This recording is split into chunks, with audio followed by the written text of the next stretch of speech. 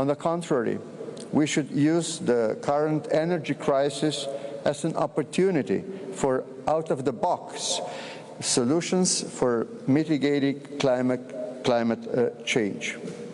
I reiterate Slovenia's ambition to reach climate neutrality by 2050 at the latest. We are preparing our first national climate law, which will further promote meeting this target.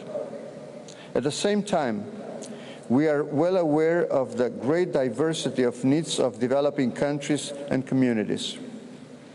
We therefore wish to substantial progress on the global goal on adaptation. We support efforts to find solutions for founding arrangements for loss and damage. We also support the call of the United Nations Secretary General to expand early warning coverage throughout the world. Excellencies, climate breakdown is increasingly a factor of instability, violence, and war. As a candidate for a non-permanent seat of the United Nations Security Council for the period of 2045-2025, Slovenia aims for integration climate action into prevention, peaceful building, and peacemaking. We are committed to solidarity. This year, we doubled our climate finance through multilateral channels in support for the least developed states and smallest developing states. Ladies and gentlemen, climate breakdown is happening here and now. We shall either stand together or fall together. We only have this one motherland. Our generation has the possibility and duty to act and leave the planet in a better shape for our children. Again, failure is not an option. We are talking of a man-made problem. We have a man-made solution for it. So let's get to work together for implementation. Mr. President, thank you for your attention. Thank you, Your Excellency.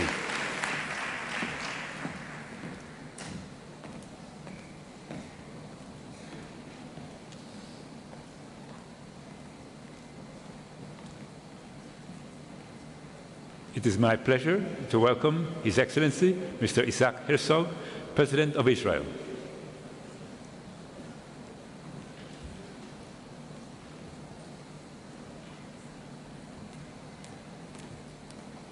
Your Excellency, you have the floor. Thank you, dear Excellencies, ladies and gentlemen. I'm so very honored to join you today from across the globe, so many friends at the COP27. I thank the President of the Arab Republic of Egypt, His Excellency Abdel Fattah al-Sisi, and his government for hosting us here in this beautiful Scharm-al-Scheich. As neighboring nations, Israel and Egypt are both fortunate to call this beautiful region, the Middle East, our home. However, this home we all love is also a global hotspot for climate change, with studies forecasting imminent severe consequences of our region.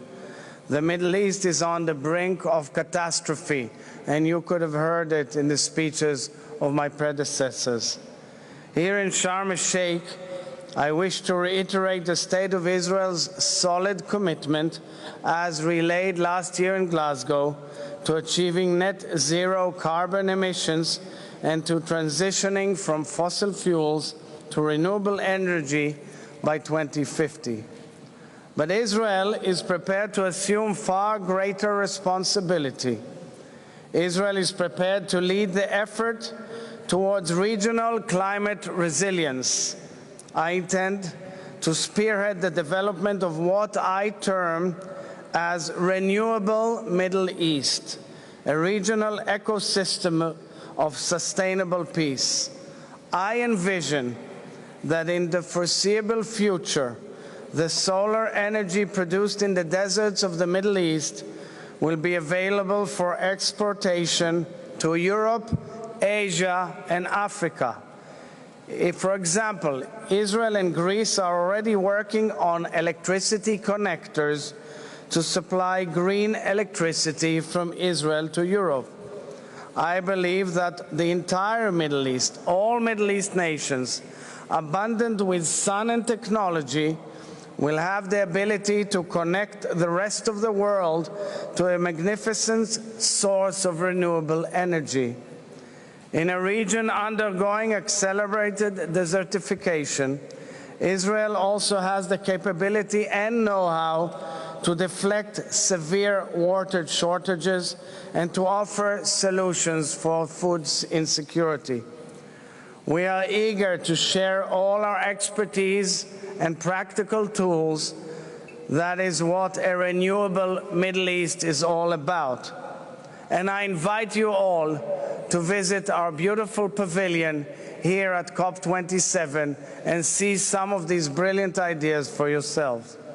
Dear friends, this crisis threatens the very existence of the future which we wish for our children. It transcends politics and geographic margins, and so must we. I say to all nations at the COP27, and particularly to our neighbors near and far, this state of emergency demands we work together, not tomorrow, today. Let us turn the climate emergency into an opportunity to address 20th century conflicts, thereby advancing desperately needed 21st century collaborations.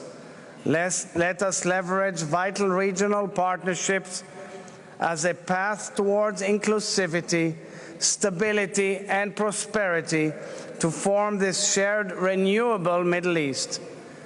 The Prosperity Green and Prosperity Blue Partnership, reflecting Jordan's intention to supply Israel with green electricity and Israel's intention to supply Jordan with desalinated water, with the direct involvement and support of the United States of America and the United Arab Emirates, is the ultimate example of creative win-win partnerships which will contribute to the stability of the entire region. In the spirit of our hosts in the region, I would like to teach from the Quran that, as said, to be good to others as Allah has been good to us, and to not seek to corrupt the land. As said in Arabic, وَأَحْسِنْ كَمَا أَحْسَنَ اللَّهُ عَلَيْكَ وَلَا تَبْغِي الْفَسَادَ فِي الْأَرْضِ. And as our Holy Bible says, may you work, toil, and protect the land. וَيِקَחَ אדוני אלוהים את האדם ויניחהו בגן עדן לעובדה ולשומרה. Let us save the world God gave us, for we are all have been created in His image. Thank you very much.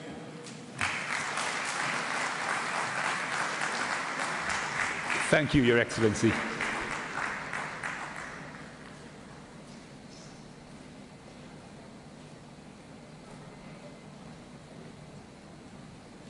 It is my pleasure to welcome His Excellency, Mr. Umaro Sissoko Embalo, President of Guinea-Bissau.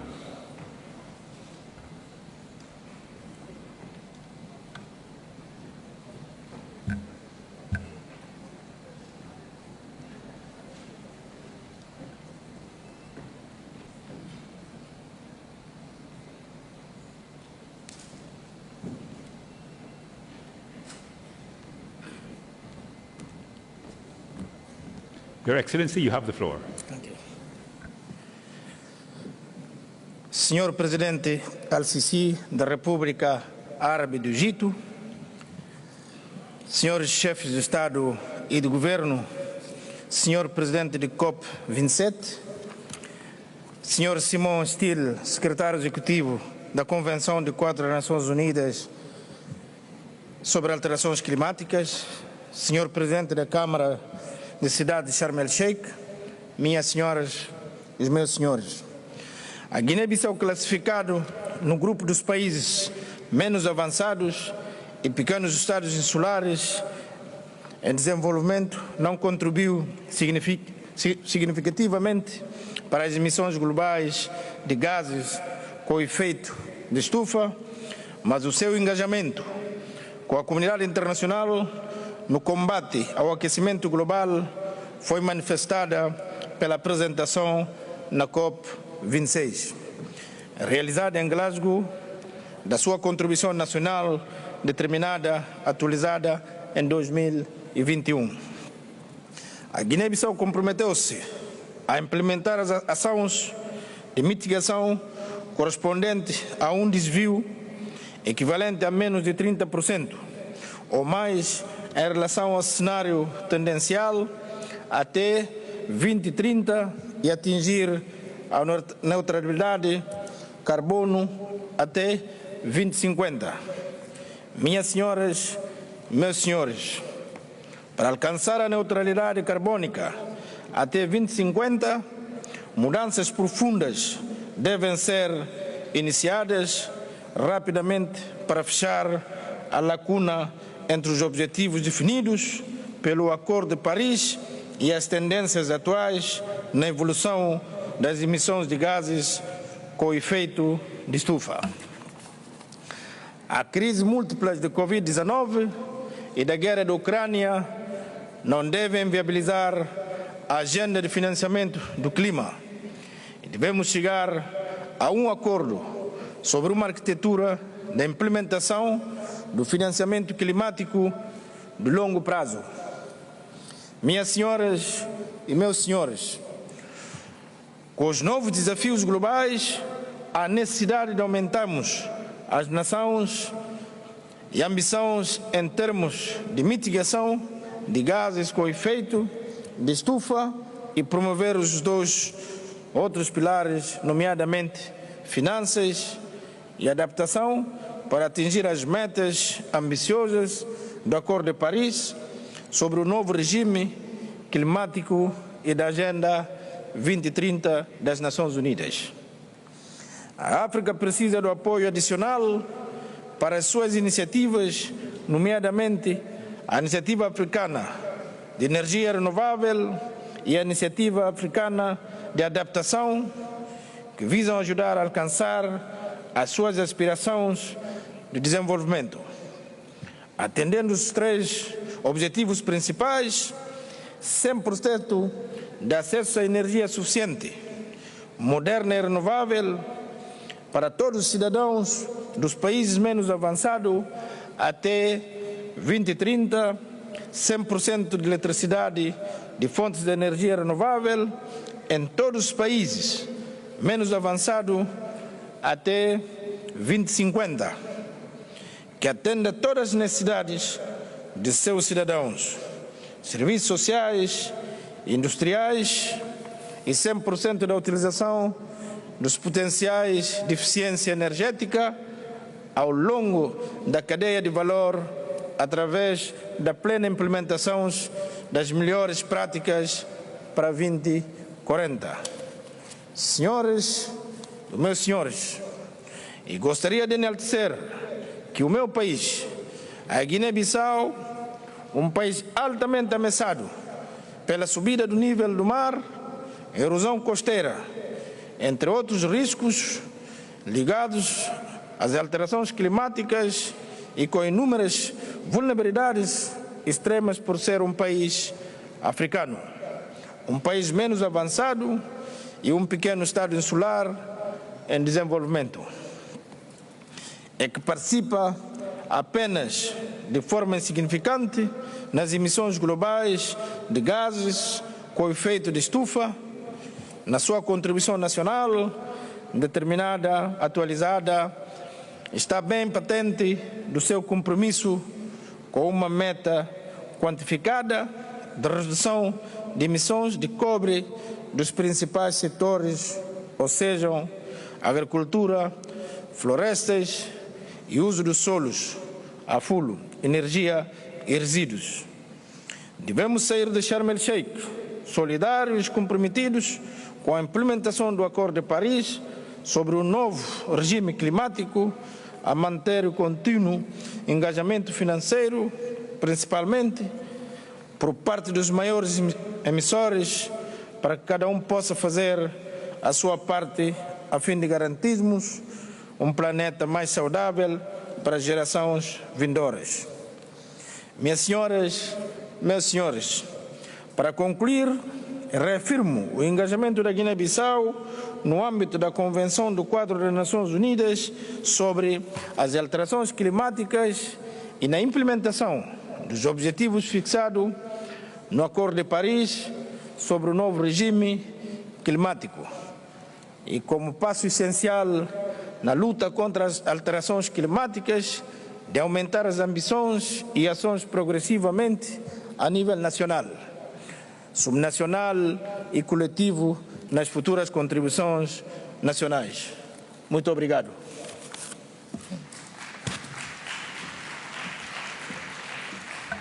Thank you, Your Excellency.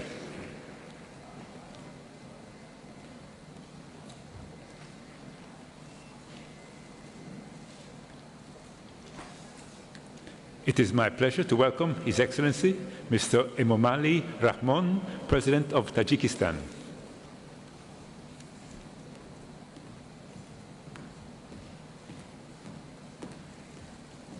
Your Excellency, you have the floor.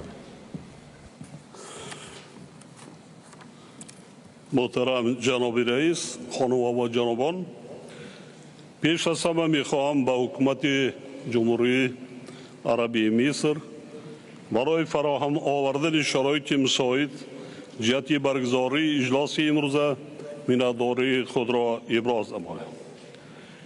خشکسالی و آبخیزی‌های بی‌سابقه سال روان در جهان و از آن جمله در منطقه آسیای مرکزی بار دیگر ثابت نمودند که تغییریابی اقلیم از عمده‌ترین مشکلات جهان باقی میماند.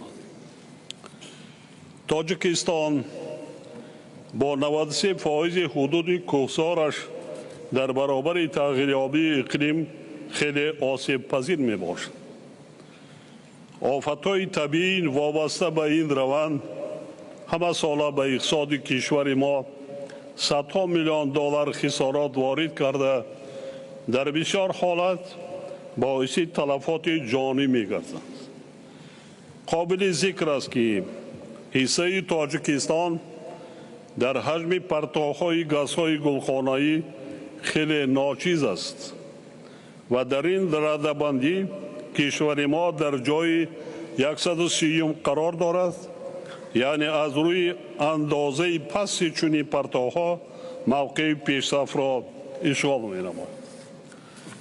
زیاده از 98% نیروی برق در تاجیکستان از حساب ذخیره‌های برقرار شونده، یعنی انرژی سبز بخصوص هیدروانرژتیک به دست می آید و از روی این نشان دهنده ما در جهان در مقام ششم قرار داریم. همزمان ما نقشه داریم که تا سال 2050 حصه خود را در اجرای استراتژی صفر پرتو توسط رشد انرژی سبز باز هم افزایش دهیم. حکومت تاجیکستان استراتژی ملی مطابق شوی با تغییریابی اقلیم 2030 و یک قطع صنعت‌های دیگر را قبول نموده است. محترم جناب رئیس، ذخیره‌های آب در روند مطابق شوی و استوارناکی با تغییریابی اقلیم، همچنین کاهش دادن عاقبت‌های آن نقش کلیدی دارند. افزایش آفت‌های طبیعی وابسته به آب رابطه ناگسستنی ذخیره‌های آن را با تغییریابی اقلیم تاکید می‌نماید. امروز ذخیره‌های آب زیر تاثیر جدی تغییریابی اقلیم قرار دارند. نمونه واضح این پدیده را ما در آبشوی با سرعت پیریخ‌ها در سطح گلوبالی از جمله پیریخ‌های تاجیکستان مشاهده می‌نماییم.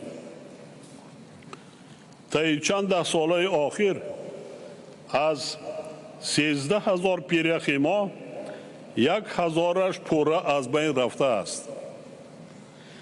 با در نظر داشت آنکه پیرخ‌ها و دیگر منبع‌های آبی تاجیکستان که در حدودش 60% ذخیره‌های آبی آسیای مرکزی تشکل می‌یابند، این روند به نقشه‌های استفاده‌بری آب در کشورهای منطقه مشکلات علاوه‌ای را به بار خواهد آورد.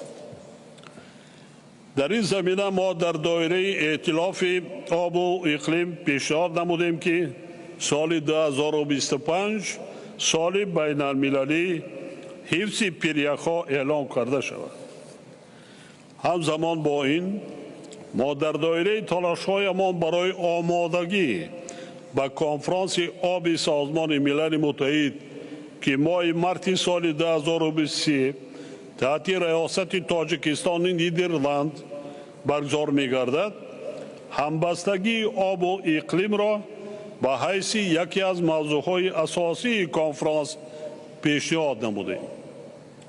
ما همچنین در کنفرانس دوم دوشنبه آید به دستورالهای آب طرح روزنامه عمل در ساحه آب را که باید عهده‌داری و عملها را در چارچوب کنفرانس سال آینده به هم آورد منظور نمودیم.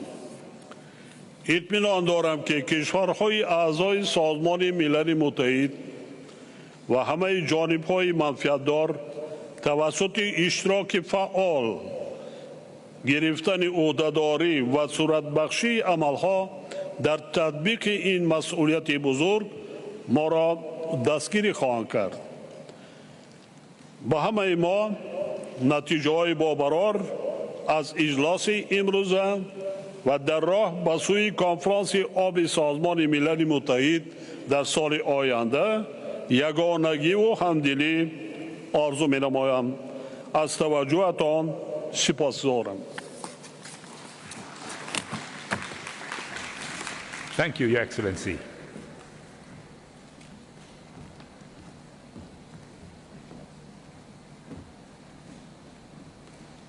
It is my pleasure to welcome His Excellency Mr. Pedro Sánchez Pérez Castejón, President of the Government of Spain.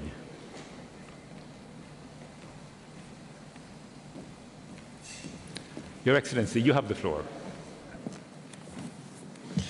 Muchas gracias, señoras y señores. Hemos llegado a un momento de la historia en que debemos orientar nuestros actos atendiendo a sus consecuencias para el medio.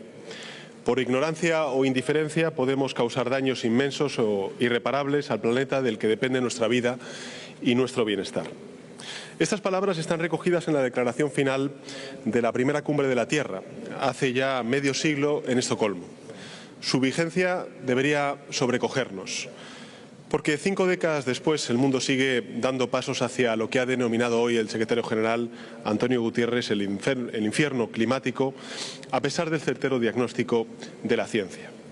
Ignorancia o indiferencia, afirmaba la declaración de Estocolmo. La primera pudo ser esgrimida durante un tiempo como atenuante. La indiferencia, en cambio, no absuelve ante el tribunal de la posteridad. ¿Cómo ser indiferente ante la tragedia vivida este año por países como Bangladesh, cuyos ríos desbordados desplazaron a millones de personas?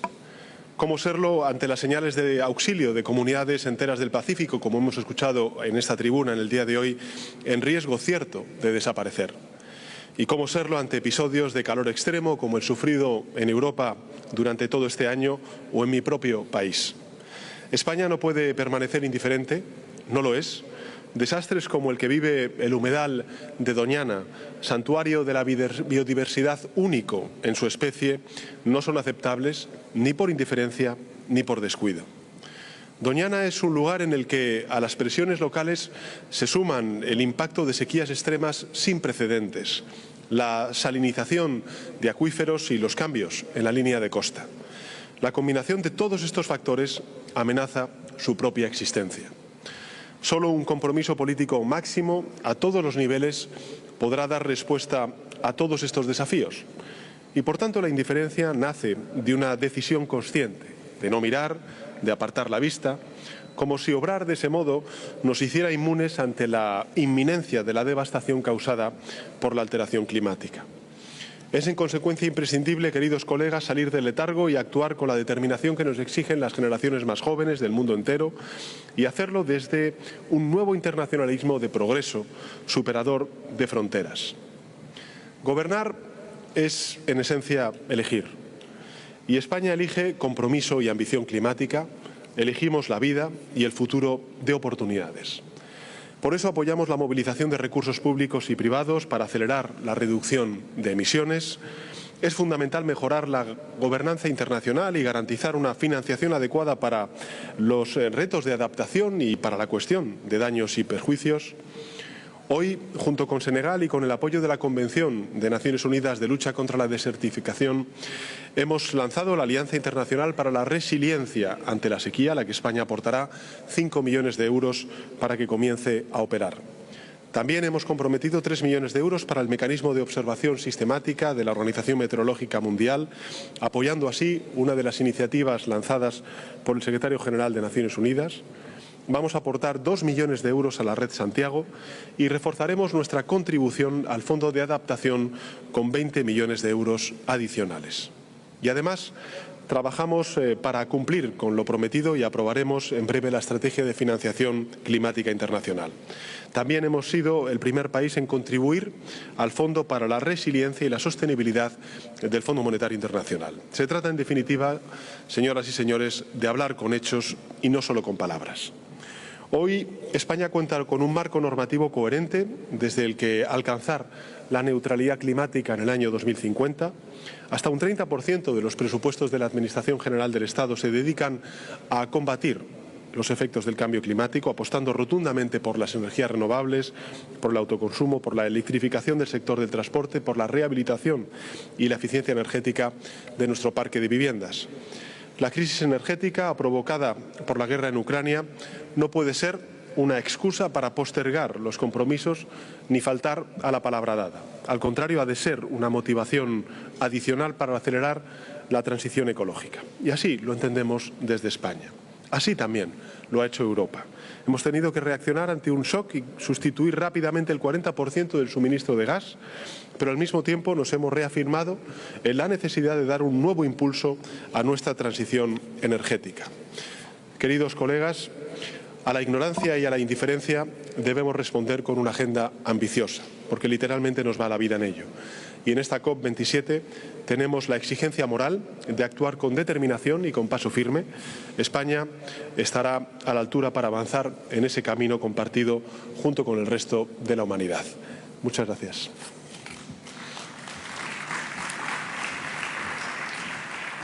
Thank you, Your Excellency.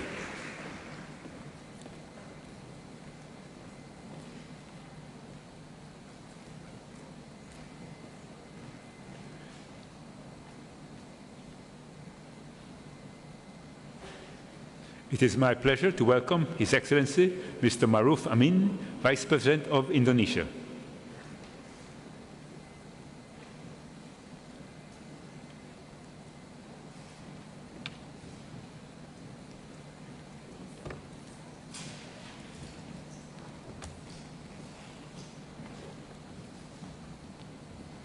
Your Excellency, you have the floor.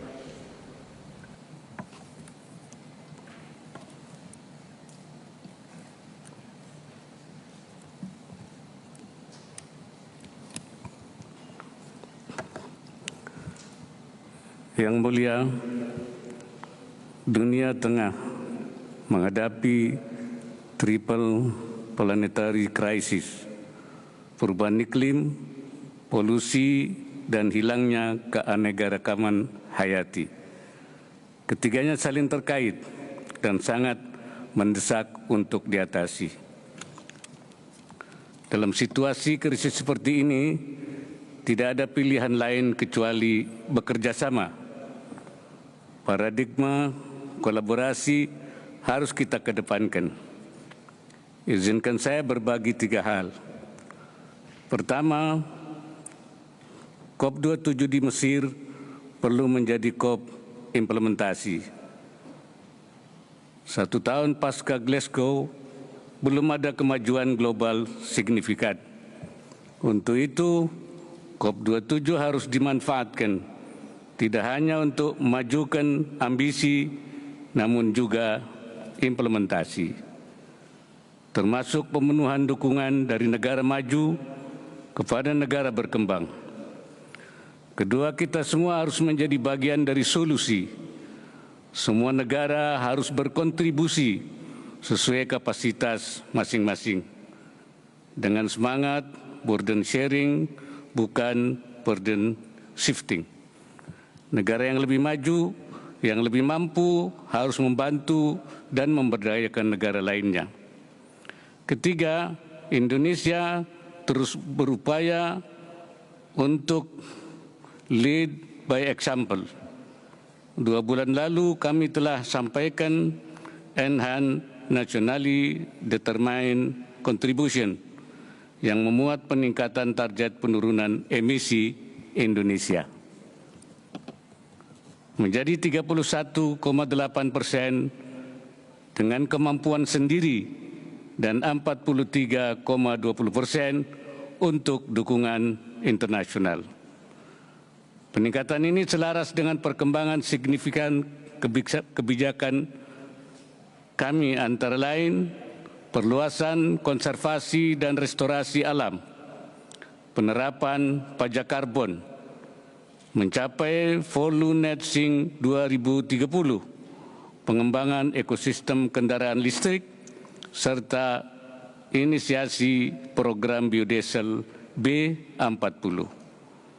Guna memastikan pendanaan transisi energi, Indonesia telah meluncurkan Country Platform for Energy Transition Mechanism.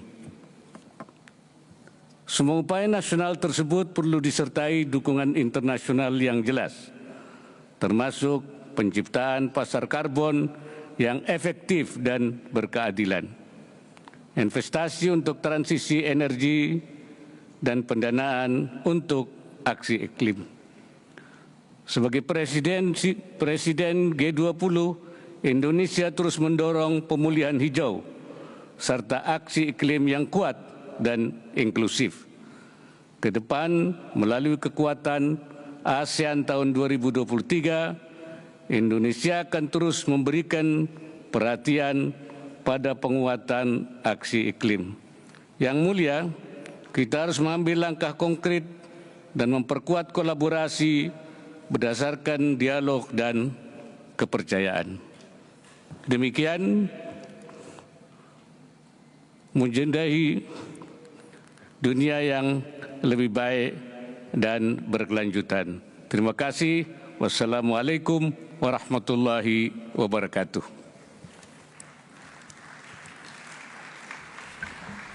Thank you, Your Excellency.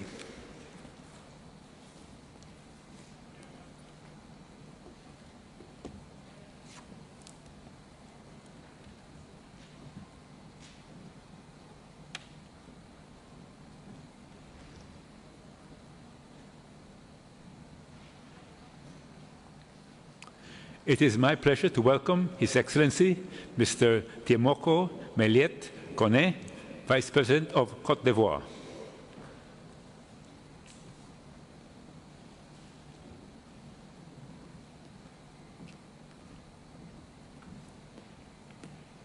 Your Excellency, you have the floor.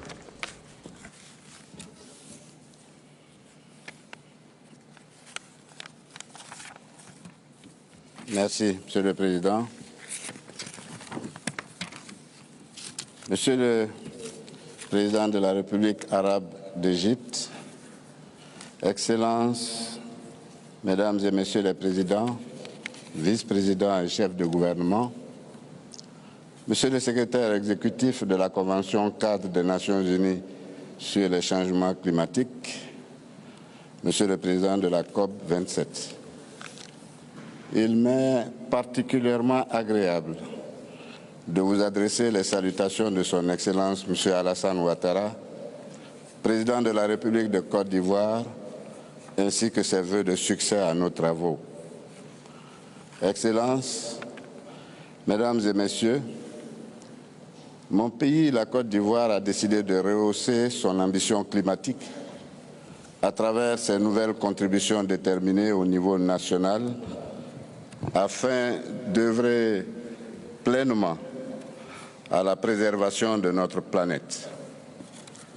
La Côte d'Ivoire entend ainsi réduire ses émissions de gaz à effet de serre de 30,4% d'ici 2030.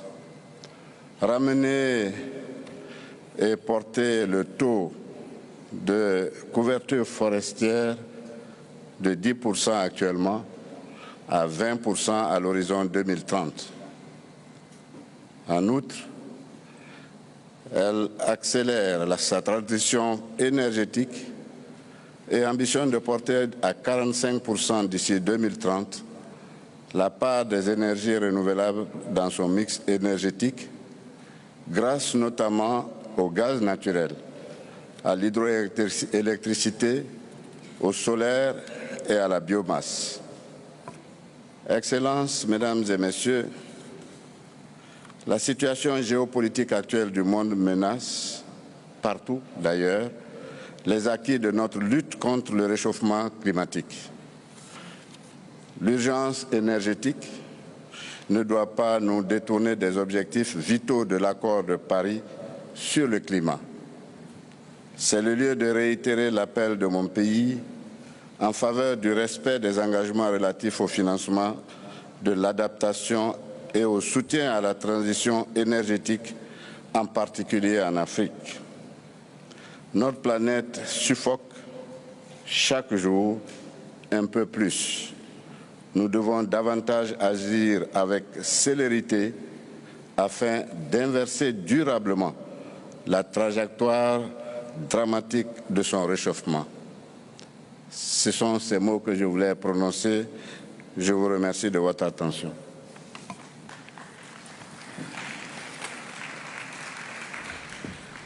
Thank you, Your Excellency.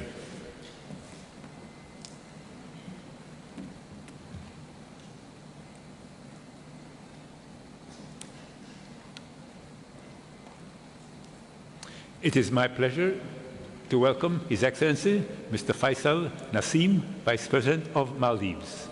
Your Excellency, you have the floor. Thank you, President.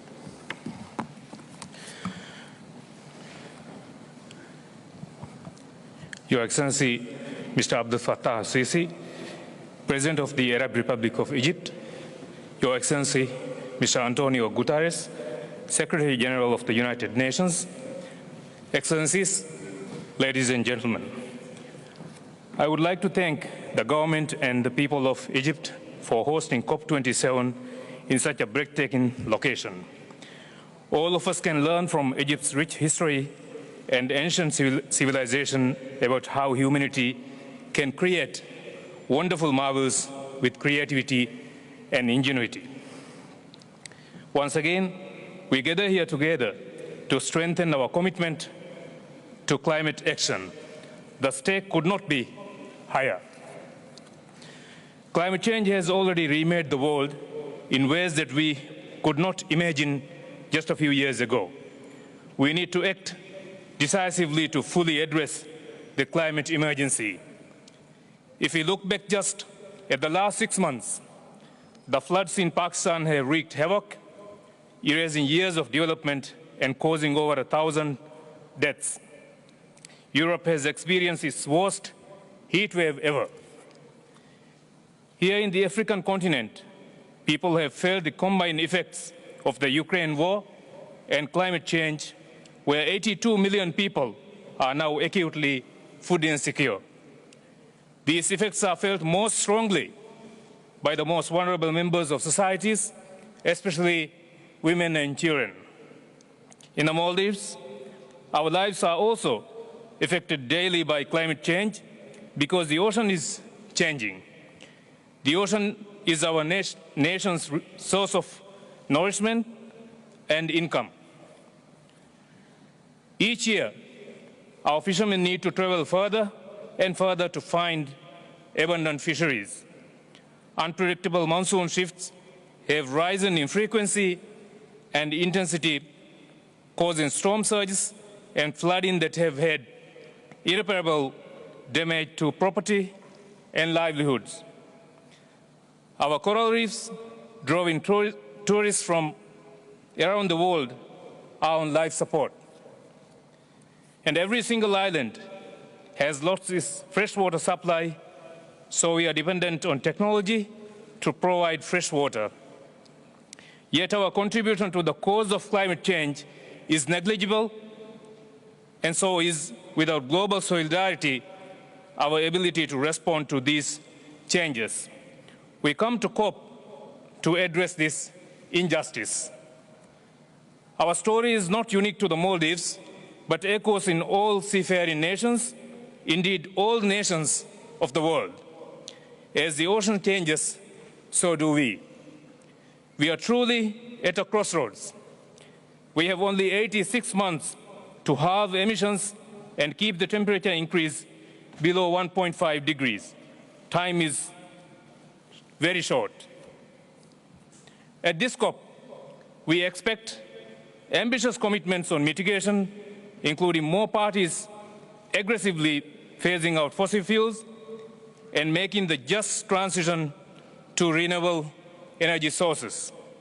A clear path towards articulating the global goal on adaptation that focuses on key transboundary issues such as water, food security, health, and biodiversity.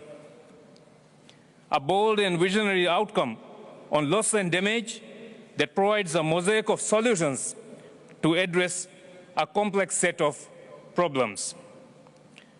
To meet our collective goal of $100 billion per year in climate finance, with more than half dedicated to adaptation. To fully implement the Paris Agreement, we also need to increase ambition outside of the UNFCCC. All international financial institutions need to align their policies with the Paris Agreement.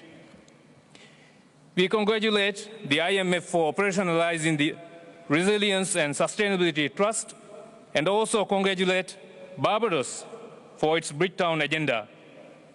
The World Bank can also play an important role by relaxing its current capital restraint to increase its lending capacity, leading the way towards a decarbonized world.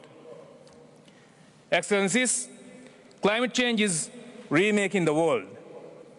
It's our responsibility and why we have gathered here to ensure that the remade world is equitable, just, and allows all of us to live well. I thank you. Thank you, Your Excellency. It is my pleasure to welcome His Excellency, Mr. Badara A. Diouf, Vice President of Gambia. Your Excellency, you have the floor.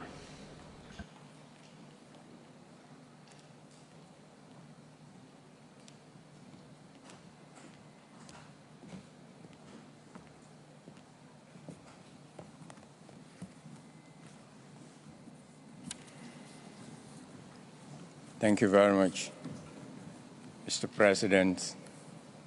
Distinguished ladies and gentlemen, Your Excellencies, on behalf of His Excellency President Adam Barrow, the government and the people of the Gambia, we wish to extend our gratitude to His Excellency President Sisi and the people of Egypt and the government of Egypt for inviting the Gambia to this auspicious occasion, and also for the gratitude that is extended to the Gambian delegation. Mr. President, the Gambia is on track to meet SDG 13 on climate action. Our NDC 2 was acknowledged to be ambitious and in compliance with Article 4, Paragraph 6 and 19 of the Paris Agreement.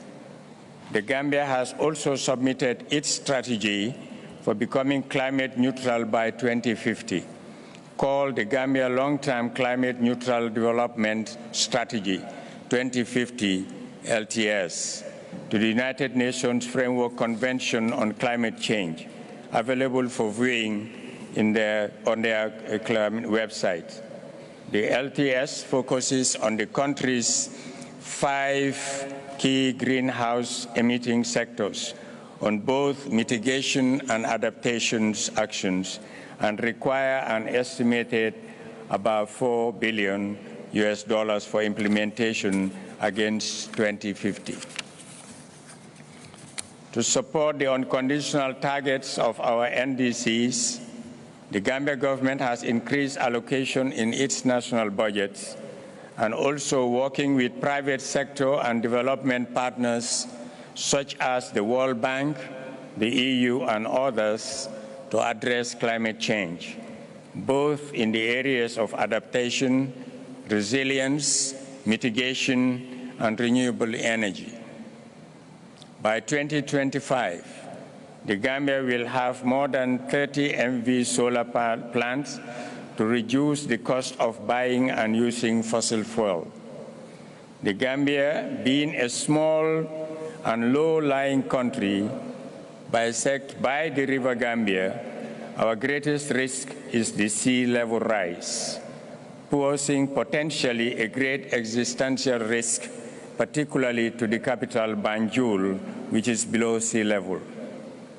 This year's floods and the windstorms of last year caused enormous destruction to life and livelihood and property, putting much pressure on our meager national budgets and also on achieving the SDGs.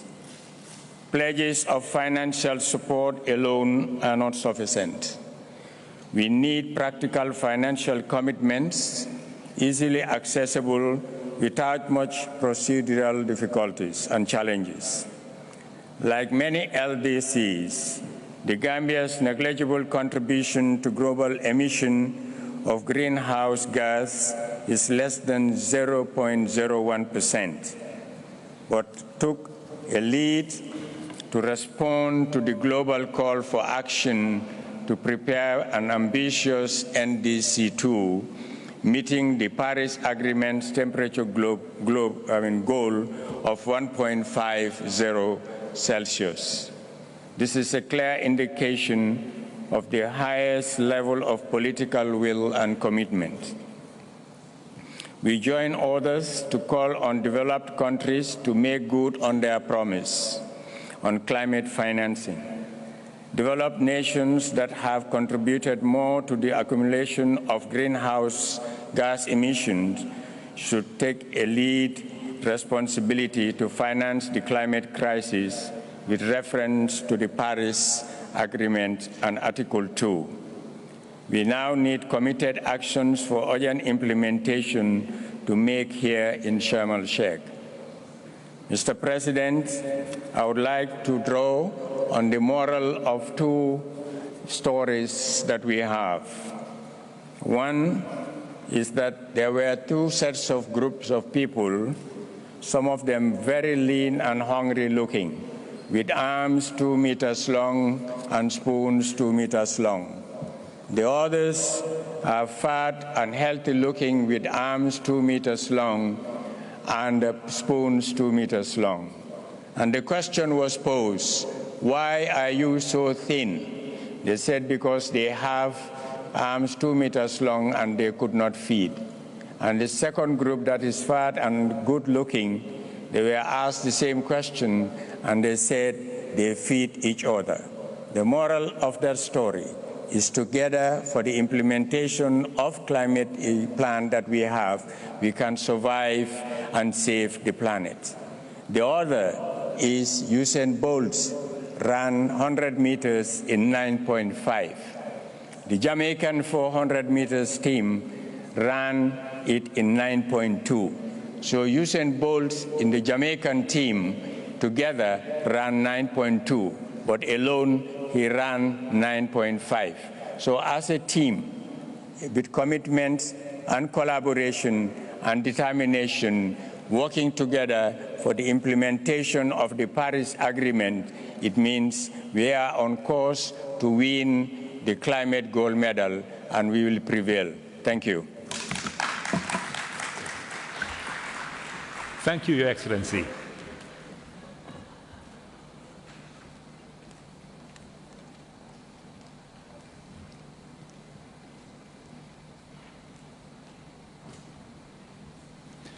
It is my pleasure to welcome Her Excellency, Ms. Esperança Maria e Francisco da Costa, Vice President of Angola.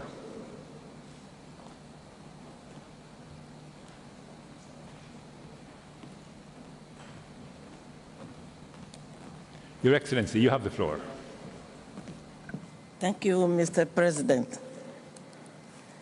Excelências, chefes de Estado e de Governo, distintos convidados, minhas senhoras e meus senhores, é com elevada honra que, em representação de Sua Excelência João Manuel Gonçalves Lourenço, Presidente da República de Angola, dirijo-me a esta magna cimeira no sentido de contribuir efetivamente para a identificação de soluções duradouras que respondam aos desafios globais relacionados com as alterações climáticas.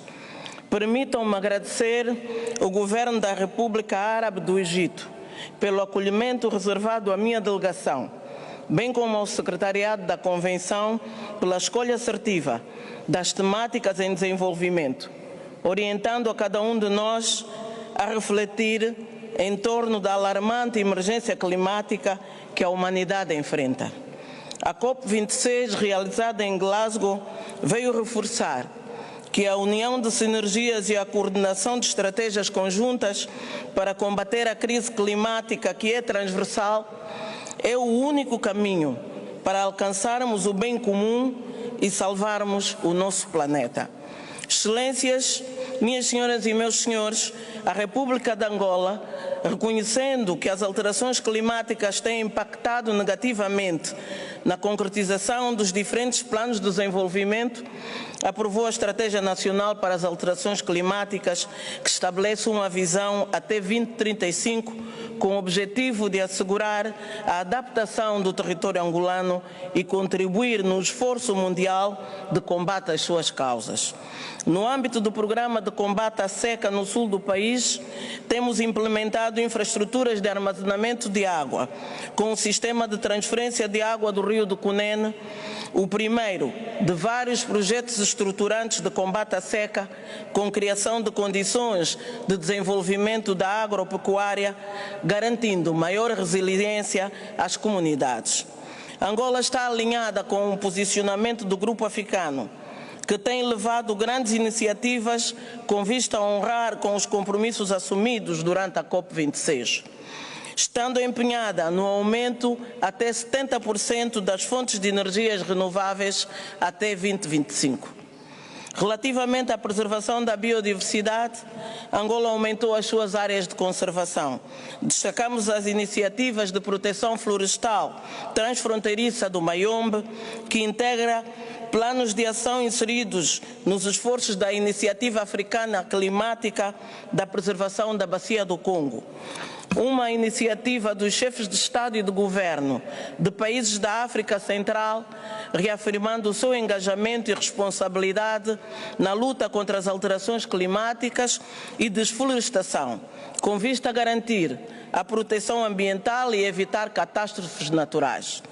Minhas senhoras e meus senhores, permitam-me afirmar que quaisquer estratégias de combate às alterações climáticas não serão bem-sucedidas se não reforçarmos a cooperação internacional, que atribua um papel central na partilha de conhecimento e na transferência de recursos tecnológicos e financeiros dos países industrializados para os países menos avançados, com destaque para a África, que é um continente que menos polui e mais sofre com as consequências das alterações climáticas. Relembro que no transato mês de maio, durante a Cimeira Extraordinária e Humanitária e Conferência de Doadores da União Africana realizada em Malabo, que contou também com a presença de empresas do setor privado, parceiros e doadores, foram feitas promessas de financiamento orçadas em mais de 100 milhões de dólares americanos, visando combater os problemas ligados às alterações climáticas e à crise humanitária em África. Verificando-se, no entanto, uma atitude algo tímida quanto à sua materialização. Importa sublinhar que, em relação ao continente africano, a criação de um sistema de alerta prévio e a operacionalização da Agência Humanitária Africana são de extrema urgência, porquanto irão permitir identificar os múltiplos perigos relacionados com as alterações climáticas, recolher e partilhar dados para responder aos diferentes problemas ligados às alterações climáticas, incluindo as deslocações forçadas da população. Minhas senhoras e meus senhores, ao terminar, auguramos que, durante a Cimeira, os Estados-membros assumam compromissos pragmáticos e coordenem ações para estancar a emissão de carbono, por via da aposta em fontes de energias alternativas, que são o garante da sobrevivência do nosso planeta. Muito obrigada. Thank you, Your Excellency.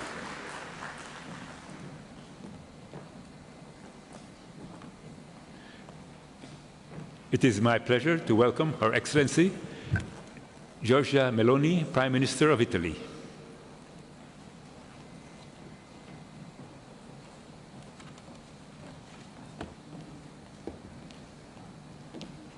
Your Excellency, you have the floor. Well, President El-Sisi, Mr. Secretary General, dear colleagues, we are at the decisive moment in the fight against climate change. Over the last few months, we have experienced its dramatic effects throughout Europe, in Pakistan, in the Horn of Africa, and in many other regions of the planet. We are all called upon to make deeper and faster efforts to protect our planet, our common home. In doing so, we will have to keep people at the heart and transform accordingly, combining environmental, economic, and social sustainability. Despite a very complex international scenario, already affected by the pandemic and further disrupted by the Russian aggression against Ukraine, Italy remains strongly committed to pursuing its decarbonization pathway in full compliance with the goals of the Paris Agreement.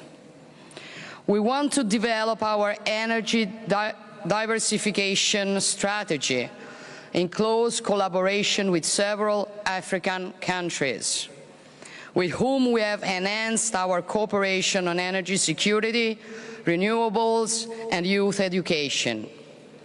This will stimulate green growth, job creation, and the development of sustainable value chains. In the EU, we plan to reduce the greenhouse gas emissions by at least 55% by 2030, and to achieve climate neutrality by 2050 at the latest. In this perspective, Italy has recently strengthened its renewable power installed capacity and will accelerate this trend in line with the objectives of REPowerEU. We intend to pursue a just transition to support the affected communities and leave no one behind. Last year, the Italian G20 presidency reached concrete results that paved the way for the agreements in Glasgow. As a partner of the United Kingdom for COP26, we promoted the Youth for Climate event in order to involve young generations in the decision-making processes on climate change. Italy has also significantly increased its contribution to climate finance. We have almost tripled our financial commitment to $1.4 billion for the next 5 years, including 840 million euro through the new Italian Climate Fund. This is the first Italian investment platform specifically dedicated to the deployment of clean technologies and to adaptation to climate change in developing countries. We remain committed to deliver on the $100 billion pledge to support developing countries through 2025 and to define an ambitious and sustainable target thereafter. To do so, we must bring together governments, private investors, and multilateral development banks to co-share investments and risks to accelerate a just energy transition. Italy is proud to be part of the Just Energy Transition Partnership, an ambitious G7 initiative that will provide substantial financial resources and technical assistance to partner countries. Recent climate disasters, especially hydrogeological disruption to our territory, show that mitigation and adaptation are the two sides of the same coin. Italy is therefore balancing its financial support to both priorities.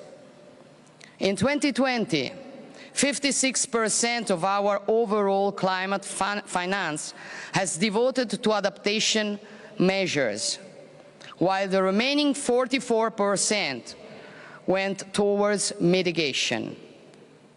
Fighting climate change is a common endeavor, which requires the full engagement of all countries and pragmatic cooperation among all major global actors. Unfortunately, we have to admit that this is not happening. We cannot hide the fact that the nations that are most committed to these goals risk paying a price to the advantage of those that today are mostly responsible for CO2 emissions on the planet.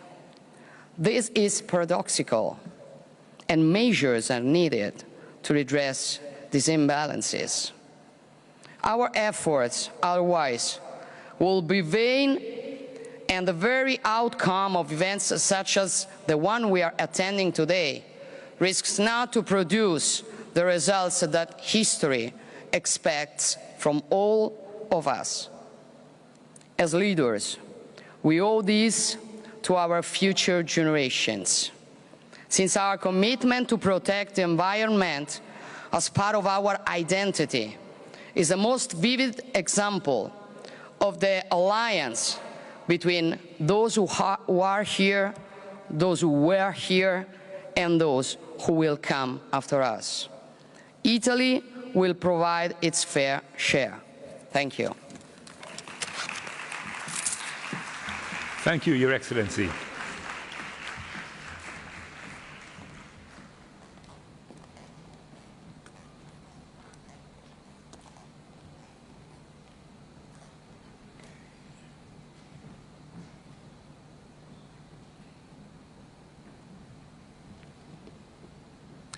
It is my pleasure to welcome His Excellency, Mr. Olaf Scholz, Chancellor of the Federal Republic of Germany.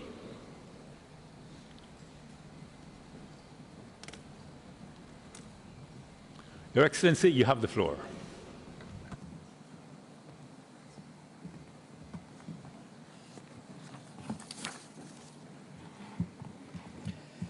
Exzellenzen, meine Damen und Herren! Russlands brutaler Krieg gegen die Ukraine stellt die europäische und internationale Friedensordnung fundamental in Frage. Seine Folgen spüren wir weltweit durch rasant steigende Lebenspreise für Energie und Nahrungsmittel. Doch noch etwas führt Russlands Krieg uns vor Augen. Der Umstieg auf erneuerbare Energien, das Einsparen fossiler Brennstoffe. Darin liegt nicht nur ein Gebot vorausschauender Klima-, Wirtschafts- und Umweltpolitik, sondern auch ein sicherheitspolitischer Imperativ. All das macht die zentrale Aufgabe unserer Zeit noch dringlicher, nämlich die Erderwärmung auf 1,5 Grad zu begrenzen. Jedes Zehntelgrad Erderwärmung weniger bedeutet zugleich weniger Dürren und Überschwemmungen, weniger Ressourcenkonflikte, weniger Hunger und Missernten und damit mehr Sicherheit und Wohlstand für alle. Unser Ziel ist erstens, dass wir uns hier in Scharm-al-Scheich auf ein robustes Arbeitsprogramm zur Emissionsminderung verständigen. Ein Arbeitsprogramm, das konkrete Minderungsschritte enthält und die bislang klaffende Umsetzungslücke schließt.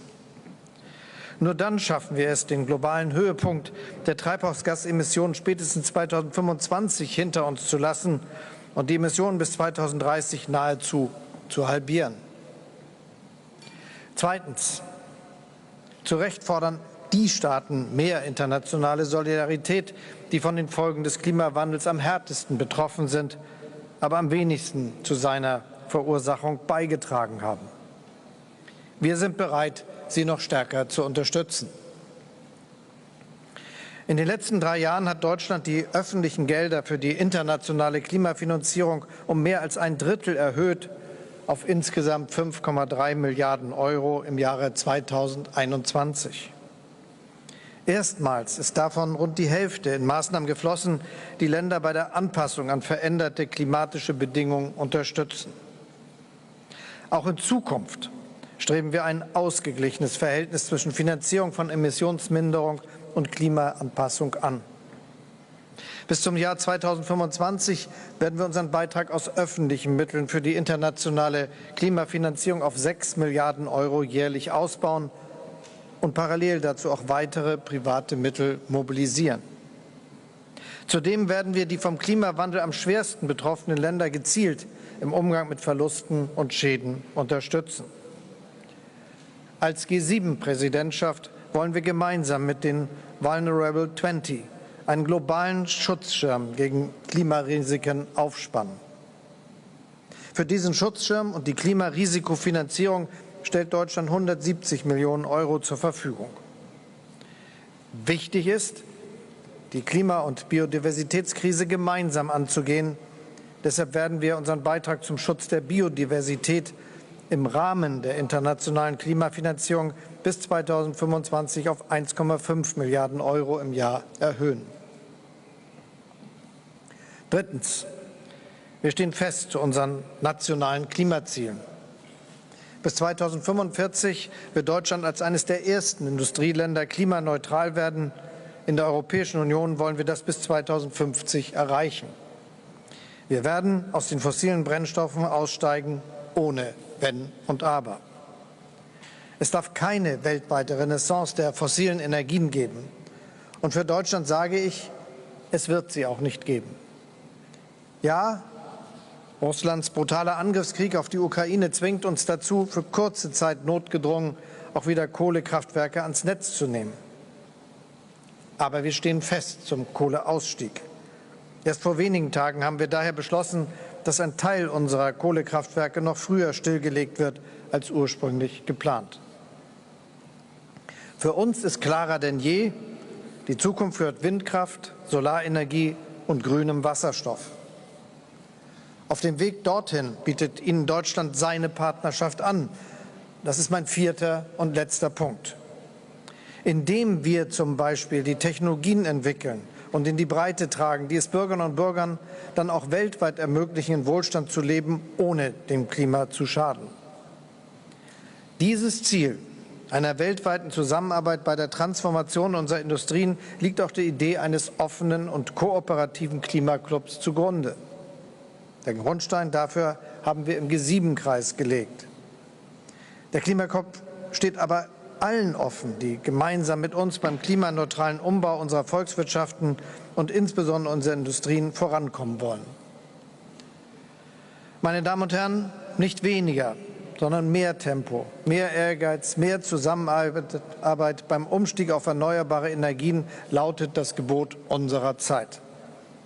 Unseren entschlossenen Bekenntnissen zum Klimaschutz müssen ebenso entschlossene Taten folgen. Daran werden wir gemessen.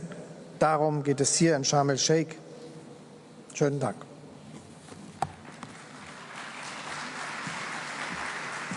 Thank you, Your Excellency.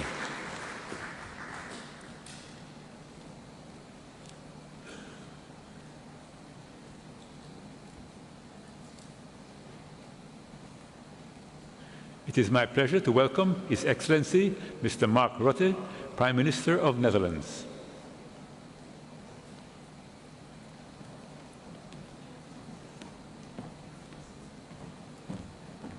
Your Excellency, you have the floor. Mr. President, Your Excellencies, ladies and gentlemen, 1.5 degrees. That was our legitimate ambition in Paris. But 7 years on, we are lagging seriously behind. The action we have taken so far has been way too little, way too late. We are far beyond the point of new ambitions and promises. We need to step up and rapidly deliver on the promises we have made. The Netherlands is taking its responsibility. My country will reduce its carbon emissions by 55 to 60% in this decade. This will not be easy, and we still have a great deal of work to make it happen. But we must do it. So we are investing significantly in renewable energy resources, such as hydrogen and offshore wind, both at home and abroad. And at the same time, we are helping others. Vulnerable countries are rightly concerned about loss and damage caused by other countries' emissions. That's certainly the reality for our African friends and partners. To them I say, I hear your call for greater solidarity. The African continent is on the front line of a climate emergency it did not create. An emergency that has fueled food insecurity this year, made even worse by Russia's unprovoked aggression against Ukraine. For the sake of Africa and for the whole world, we need to do more to deal with the lasting effects of climate change. Those effects can't be undone, even with our best efforts. To boost our resilience, we need to adapt now. Of course, all this requires money. So the Netherlands will increase its annual contribution to the $100 billion pledge to 1.8 billion euros by 2025. And as part of this increase, we will double our public finance for climate adaptation, including 100 million euros for the Africa Adaptation Acceleration Programme. All this money needs to go to those hit hardest by climate change. Ladies and gentlemen, the Kingdom of the Netherlands consists of a low-lying delta country on the North Sea and several small island states in the Caribbean. We know from long experience that water, whether too much, too little or too polluted, is the factor linking the great challenges of our time. What's more, 90% of all climate disasters manifest themselves through water, via flooding, drought or pollution. That's why the UN 2023 Water Conference next March is so important. This conference, which we are co-hosting with Tajikistan, will be all about water action. I urge you all to be there. And I urge you to deliver on every climate action promise you have made. I urge you to amplify the voices of women and young people worldwide, because they are still underrepresented when it comes to decision-making on climate change. We still have a long way to go. But I promise you this, you can count on the Netherlands, just as we are counting on you. Thank you. Thank you, Your Excellency.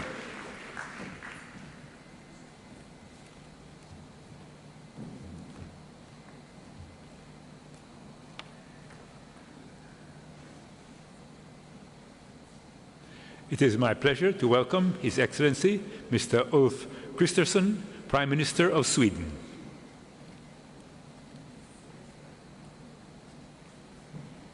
Your Excellency, you have the floor.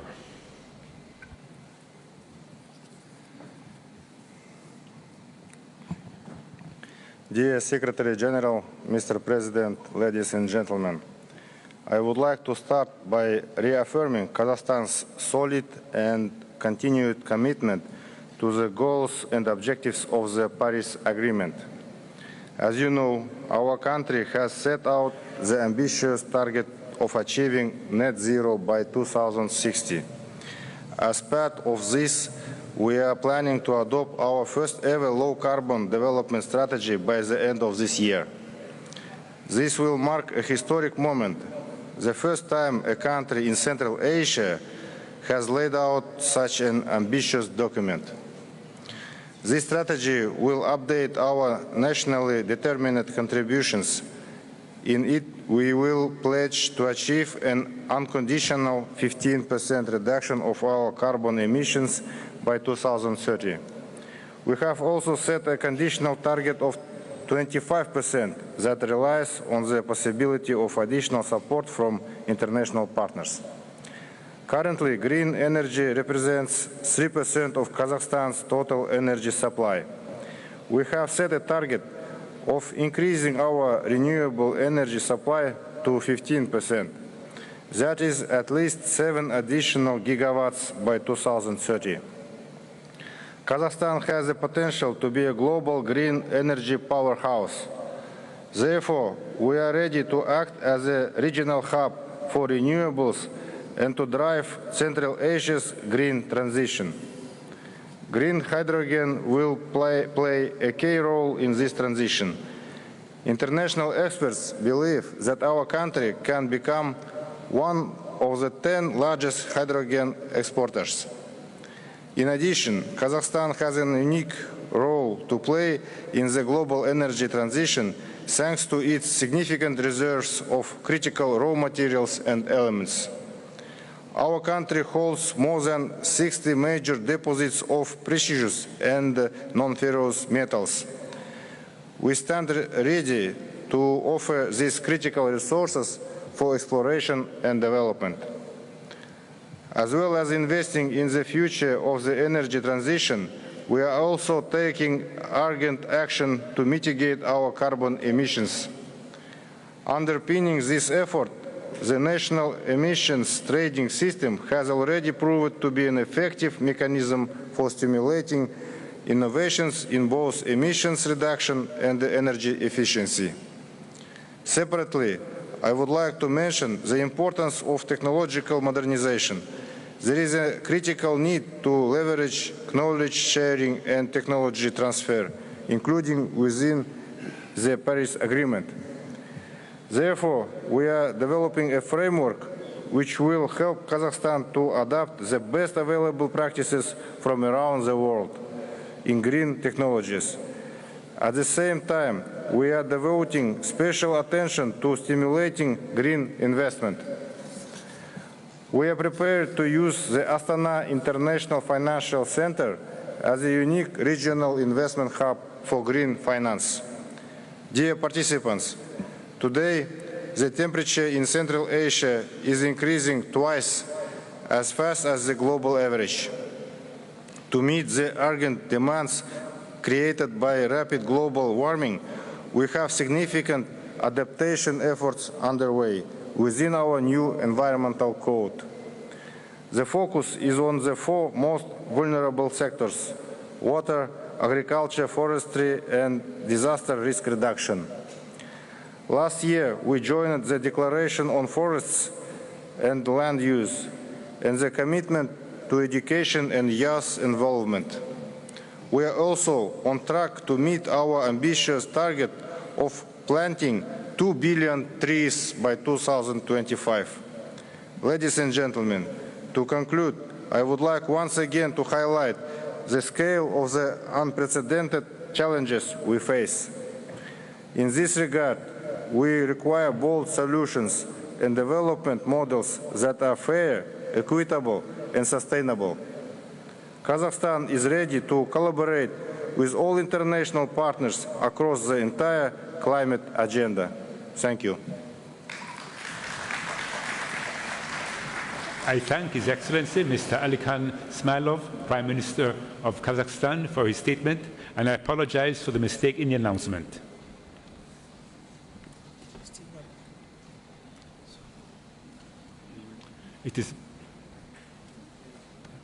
It is my pleasure to welcome Her Excellency Ms. Sanna Marin, Prime Minister of Finland.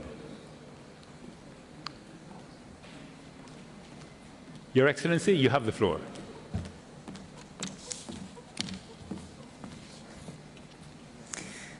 Mr. President, ladies and gentlemen, I would like to thank Egypt for hosting us here on the African continent, where many of the impacts of climate change are felt most dramatically.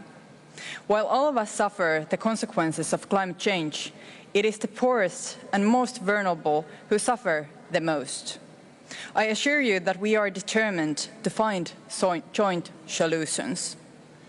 The science is clear. If we do not act now, this is only a preview of what is to come. This is the critical decade.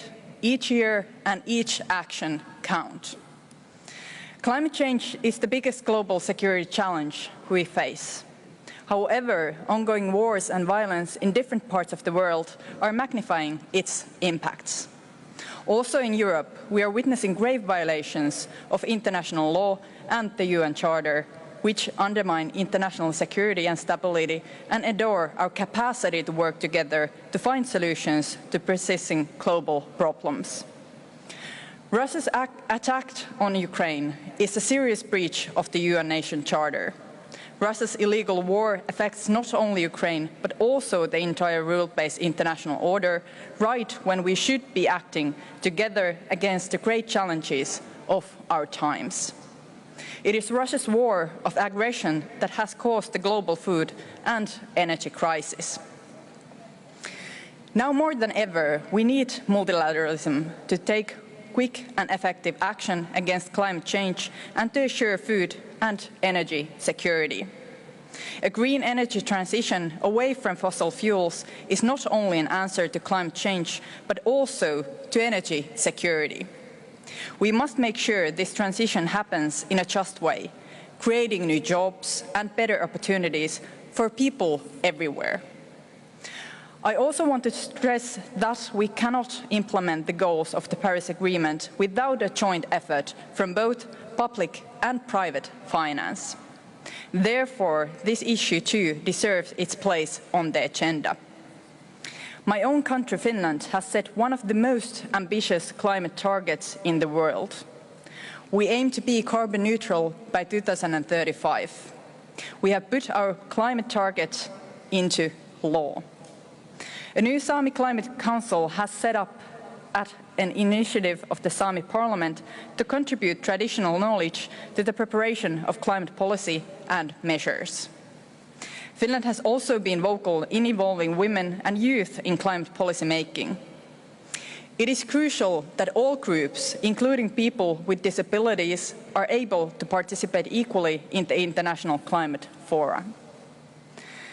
Finland and the European Union are doing their part to deliver climate finance.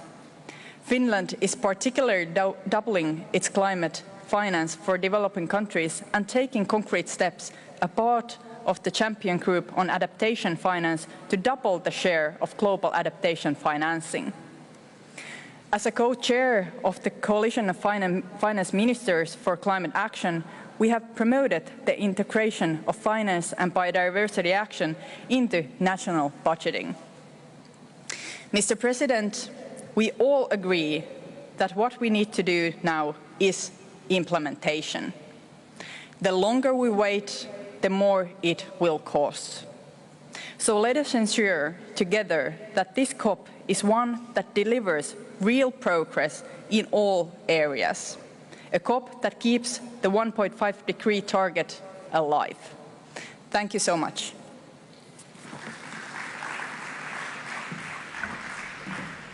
Thank you, Excellency.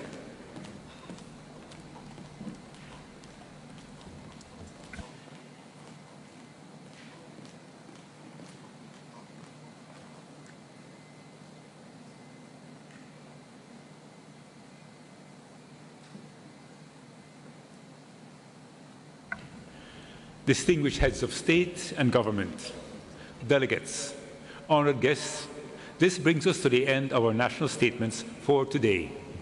We will continue with the delivery of national statements tomorrow at 10:30 hours in this plenary.